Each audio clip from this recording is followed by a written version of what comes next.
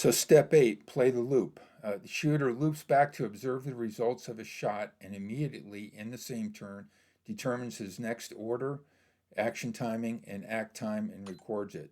Enemy units that have a line of sight can react to that. So here you have all the different options you have. So you don't have to remember anything. If it's your first time playing the game, you're going to be coming up to speed. So if it's a missed shot or you see no physical damage, like it's a brew up or a fire, you must reload and shoot again at the same target or engage the bailing crew with high explosives, your coaxial machine gun or bow machine gun if you have them. Now, the only option is sometimes you're going to see that there is a more dangerous threat that you want to engage. And if you see that the crew is bailing out, you know that target's no longer a threat, so you could engage a new target.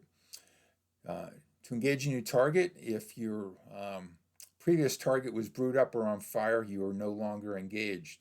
That means you can perform a 360-degree situational awareness check and use the known range tactic, which we'll go into here, and engage a new target, determine your first shot act time, and record it.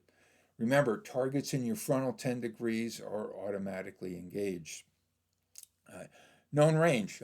This is an interesting one that you should use.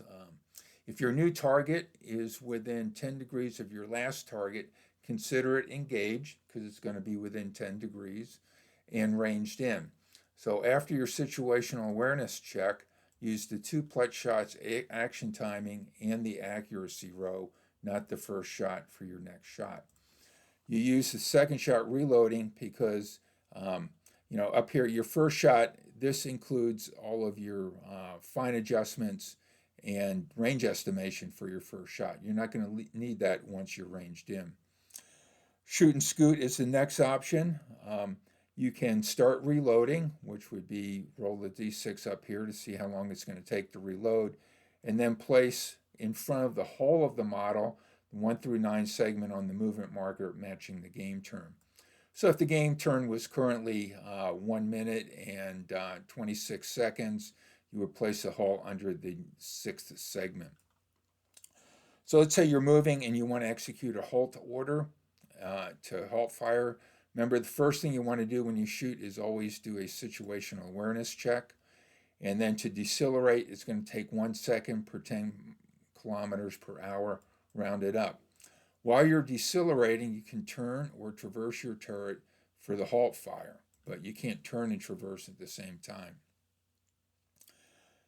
To execute halt, place the model on the 1 through 9 segment of the game turn. So if you stopped on on a game turn of 1 minute and 6 seconds, you advance the model up to the 6th segment, remove the movement marker.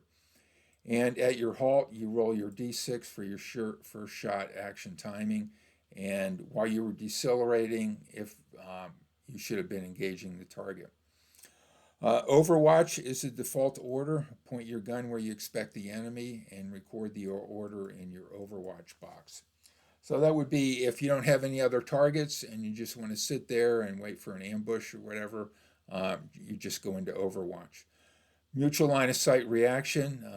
All friendly and enemy units can react with a situational awareness check to enemy activity in their line of sight and not in their blind spot. So they can cancel and issue a new order. They can also snap shoot a first shot or shoot and scoop. So if you see that an enemy just shot and knocked out one of your tanks and he's going to engage you, you can do a situational awareness check to try and engage him or start moving away to be a harder target to hit.